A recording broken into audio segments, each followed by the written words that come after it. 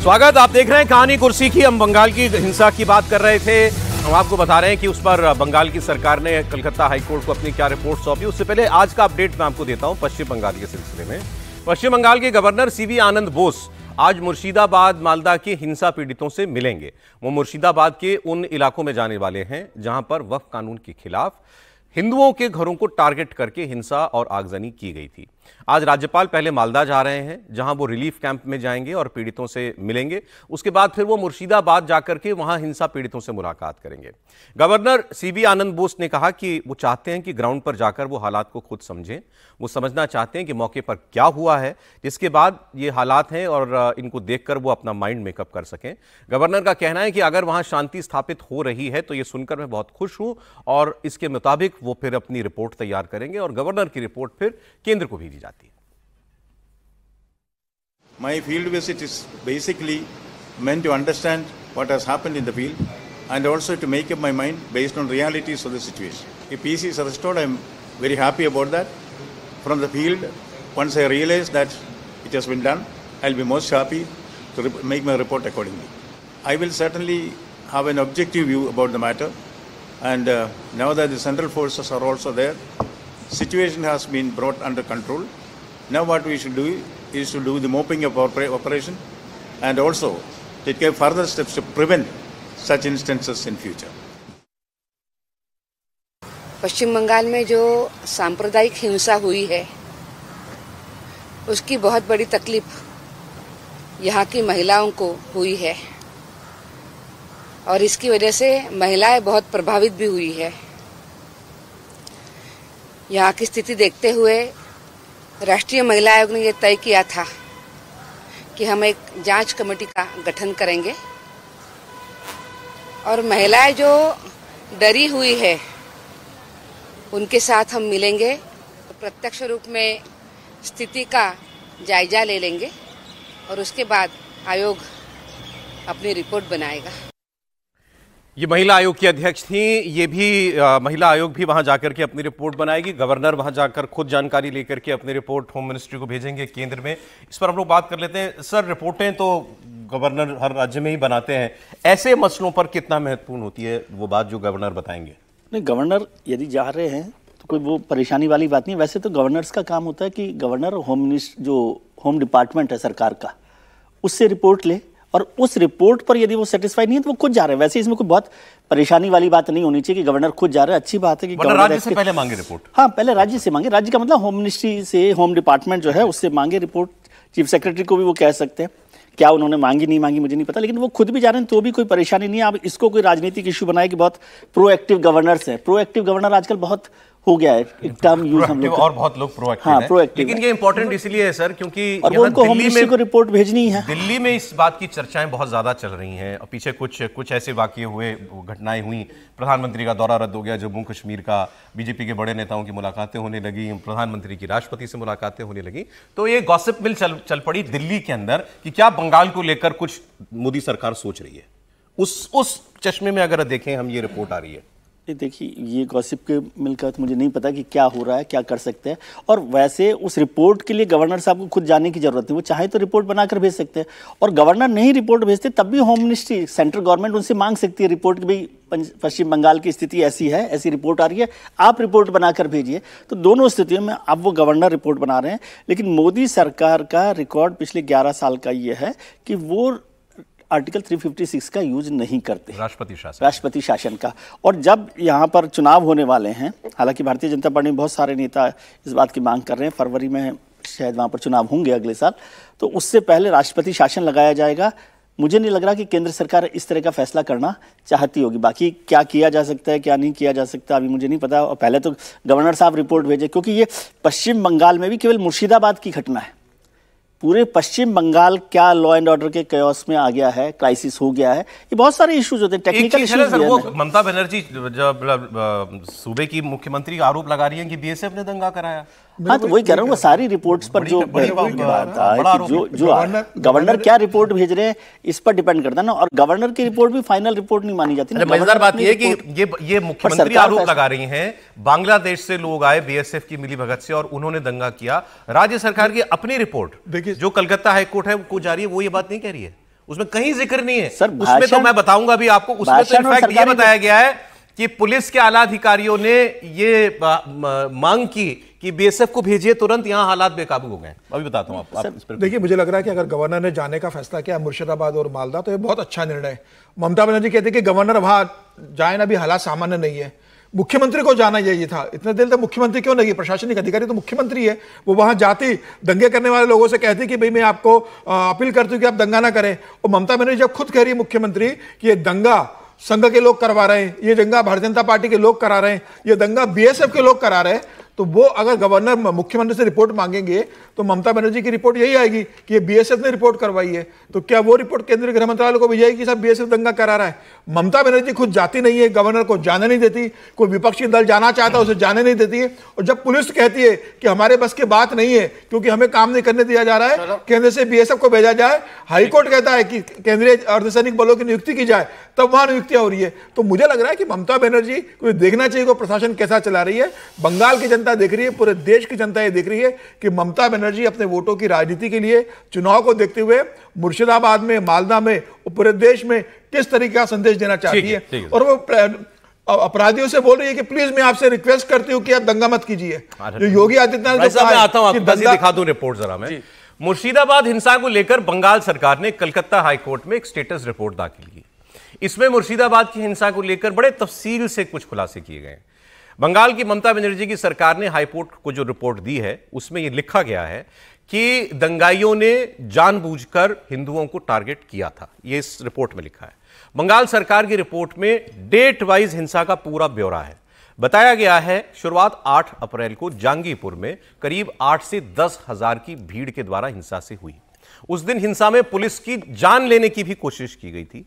Police के अफसर से उनकी लोडेड पिस्तौल, ग्लॉक पिस्टल शब्द इस्तेमाल है, छीन ली गई। इसके बाद पुलिस को और फोर्स बुलानी पड़ी और थानों की हवाई फायरिंग करनी पड़ी, तब भीड़ वहां से हटी जो कि नेशनल हाईवे पर जमा थी। 11 अप्रैल को रघुनाथगंज और शमशेरगंज में फिर 5-5 हजार लोग जुटे, खूब उपद्रव मचाया। 12 अप्रैल को इन्हीं उपद्रवियों ने हिंदुओं के घरों को टारगेट किया, पुलिस वालों की जान लेने की कोशिश की।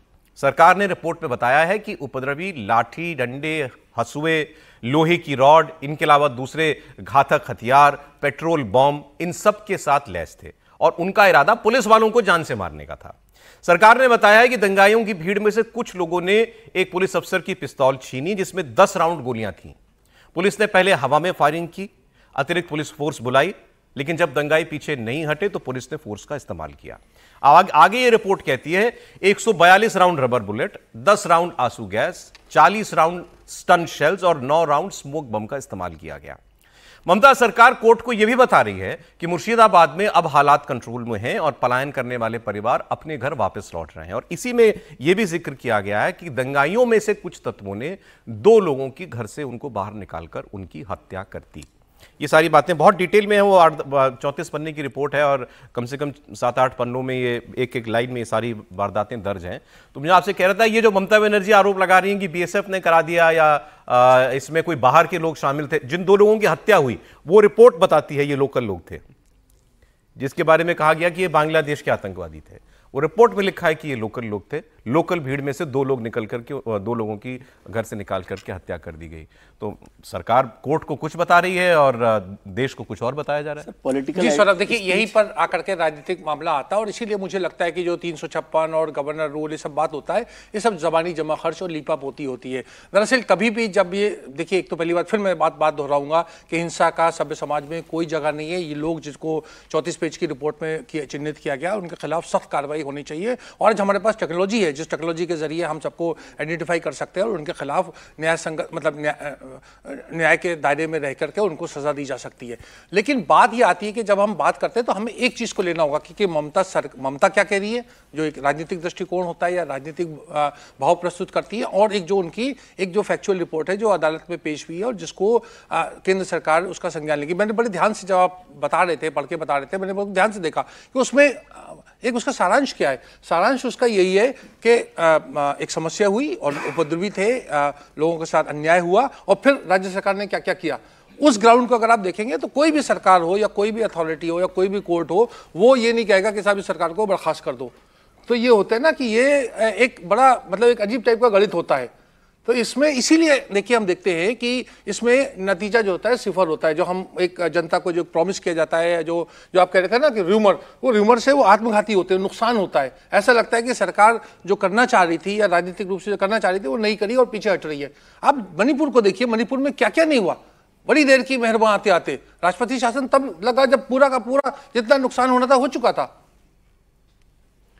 आरती जी, मैं तो सिर्फ यही कहना चाहूँगी कि पहले भी जो बात हो रही थी कि इनफैक्ट किडवाई जी ने जो पहले एग्जाम्पल दिया कि आप हिंसा कर रहे हैं, लोगों के साथ इनजस्टिस हुई, फिर हिंसा हुई, फिर कुछ हो गया, फिर वो मेन स्ट्रीम में आए।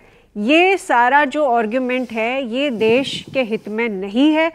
आप उन्हीं को रिवॉर्ड करेंगे जो हिंसा करेंगे। तो ये कहाँ का कानून है, ये कौन सा संविधान है, ये कौन सी भाषा है, ये कौन सी मानसिकता है कि हम उन्हीं लोगों को वापस मेन स्ट्रीम में कुर्सी पे बिठाएंगे जिन्होंने नुकसान पहुंचाया हो देश को। दूसरी बात मैं ये कहना चाहूँगी कि आपने रिपोर्ट का जिक्र किया, ममता बनर्जी कह रही है बीएसएफ, एविडेंस के बिना वो इतने बड़े बड़े क्लेम्स कर रही है। मैं इस बात से सहमत हूँ कि केंद्र सरकार इनफैक्ट बहुत सूझबूझ से उन्होंने राष्ट्रपति शासन वहाँ नहीं लगाया, क्योंकि वो सेंट्रल लेवल का जो इंटरवेंशन है वो उस सिचुएशन में होता है जहाँ पे कंप्लीट कोलैप्स हो जाए स्टेट गवर्नमेंट का। वो हमने उस तरह का कंप्लीट कोलैप्स नहीं देखा। सरकार ने नहीं किया तो ठीक किया। बिल्कुल, मुझे लगता है कि सेंट्रल इंटरवेंशन तब होना चाहिए जब स्टेट गवर्नमेंट कंप्लीटली कोलैप्स हो। हमने देखा मुर्शिदाबाद में जो वायलेंस हुई, बिल्कुल ये सिर्फ कंडेमनेबल नहीं है, ये अलार्मिंग है। लेकिन क्या ऐसी सिचुएशन है कि सेंट्रल गवर्नमेंट को प्रेसिडेंट्स रूल वहां लगाना चाहिए? मुझे नहीं लगता, वो लास्ट रिजॉर्ट होता है। लेकिन उस तक इंतजार करना भी तो नहीं चाहिए ना कि स्टेज पे पहुंच जाए बंगाल, उसके बाद क्या इंटरवेंशन करे? नहीं, बिल्कुल आपने सही कहा, लेकिन बड़े सारे ऑल्टरनेटिव्स है कि क्या सेंट्रल गवर्नमेंट स्टेट को क्वेश्चन कर सकती है?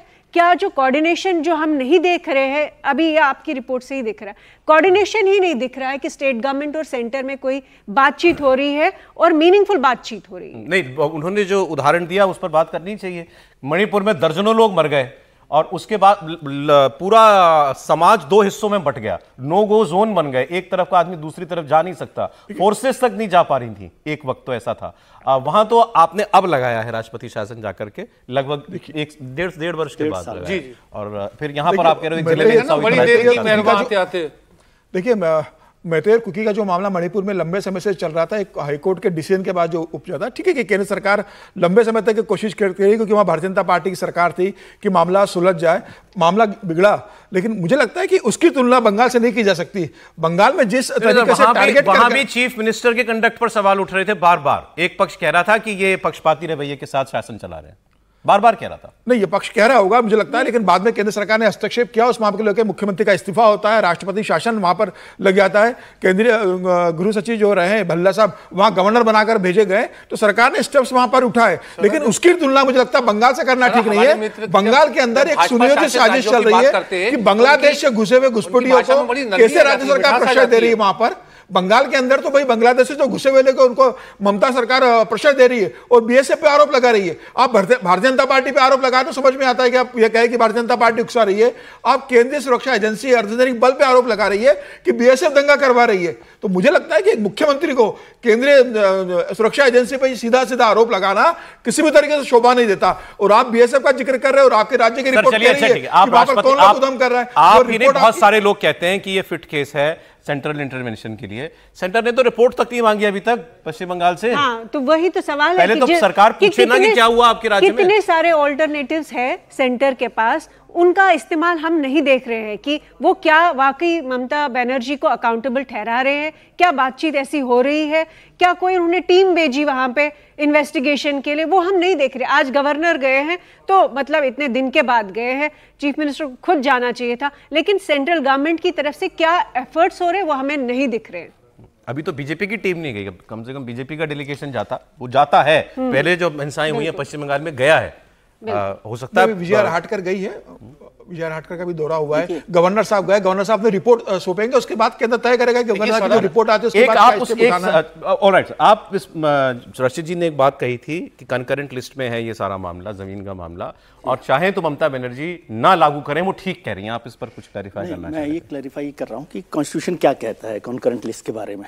कॉन्करेंट लिस्ट क्या होती है कि जिसमें सेंटर और स्टेट दोनों गवर्नमेंट्स अपने कानून बना सकते हैं, लेकिन कॉन्करेंट लिस्ट में ये साफ कहा गया है कि यदि कोई सेंट्रल लॉ प्रिवेल कर रहा है, यदि सेंटर ने कोई कानून बना दिया, जैसे वक्फ का कानून बना दिया है, तो उसके खिलाफ नहीं जा सकती स्टेट गवर्नमेंट। प्रिवेल कौन सा करेगा कानून? सेंटर का प्रिवेल करेगा। ममता बनर्जी गलत कह रही हैं कि मैं यदि उनको कुछ अपने छोटे नियम बनाने हैं, उसको जोड़ने के लिए, उसमें आगे करने के लिए, वो कर सकते हैं, लेकिन और उसकी लीगलिटी में भी वो नहीं जा सकते। यदि चले जाएं सुप्रीम कोर्ट में, तब भी सेंट्रल लॉ प्रिवेल करेगा।